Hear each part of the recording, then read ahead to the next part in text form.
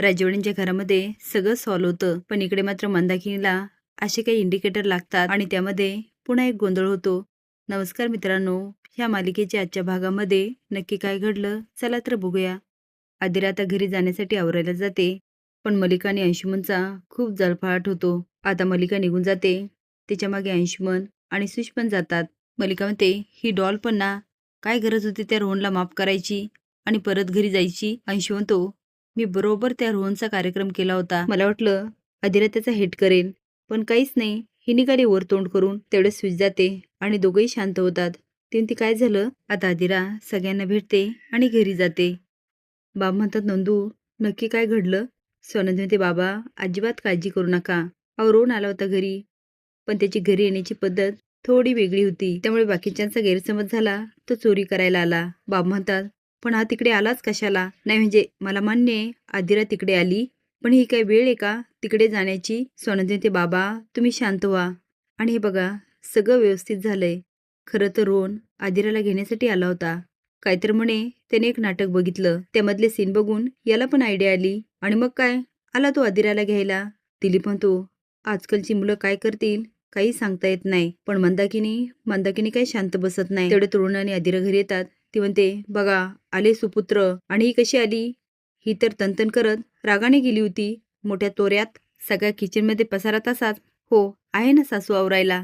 रोहन म्हणतो, आई प्लीज आल्याला किटकिट करू नको. मंदाकिनी म्हणते, ते सोड, तू राजवाड्यांच्या घरी का गेलास? आदिरा म्हणते, आई चिल्ड, आता सगळं सॉल्व झालंय. मंदाकिनी म्हणते, हो तुझं झालं ग सॉल्व, पण माझ्या पोरावर चोरीचा आळ आला ना. मी म्हणते, मोठ्या जावांची हिंमत कशी झाली माझ्या पोरावर चोरीचा आळ घ्यायला? आदिरा म्हणते, आई पिंट्या दादांनी आळ घेतला, अंशुमन दादाने घेतला. मंदाकिनी म्हणते, काय?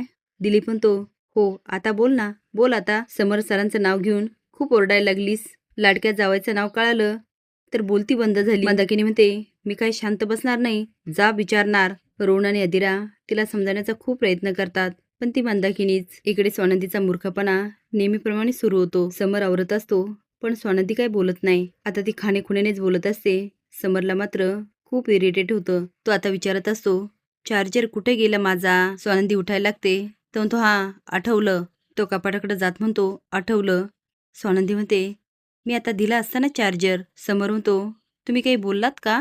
स्वानंदी म्हणते, ह्यांना चांगलं माहितीये मी यांच्याशीच बोलते, पण नाही आव आणायचा. काही बोललात का? समर म्हणतो, आता आबोला धरला ना, मग स्वतःहून बोलून आबोला संपवायला नको का? असं मुकापटासारखं किती दिवस वागायचं? आता स्वानंदीला राग येतो. तेवढ्यात आरडाओरडा सुरू होतो.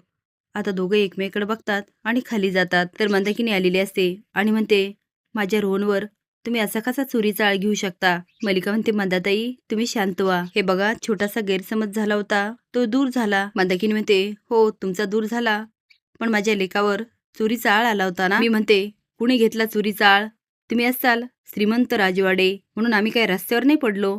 आमच्या घरामध्ये पण आम्ही मोठेच आहेत. सोनंदी म्हणते, आई अगं हे काय बोलते आणि तू इथे काय आलीस? मंदाकिनी म्हणते, बघा बाकीच्या पुरींना आईला बघून आनंद होतो आणि विचारते, इथे का आलीस? ती म्हणते, तसं नाही, मला विचारायचं तू अचानक कशी आलीस? मंदाकिनी म्हणते, अचानक बिचानक काय नाही, मी राजवाड्यांना जा विचारायला आले, माझ्या रोहनवर आळ कसा घेतला. सुष म्हणते, मॉम तुला माहित नाही, रोहन दादा चोरासारखा आला होता म्हणून अंशूचा गैरसमज झाला. मंदाकिनी म्हणते, गैरसमज? आम्ही नाही करून घेतला गैरसमज. ती आदिरा तर भांडली आणि घर सोडून निघून आली. माझा मुलगा रोहन तिला घ्यायलाच आला होता ना, तिच्यासाठी त्याला काय काय करावं लागतं तुम्हाला काय कळणार? समोरून तो स्वानंदीची आई, छोटासा गैरसमज होता, तो आता दूर झाला. मंदाकिनी म्हणते, पण माझ्या काळजाला लागलं ना, तुम्ही विचार करता का एक आईच्या जीवाला काय वाटलं असेल? आता मंदाकिनीला सगळेच समजत असतात. आता बघूया अजून काय गोंधळ घालून ठेवते. असेच नवीन अपडेट जाण्यासाठी लाईक आणि सबस्क्राईब करा. धन्यवाद.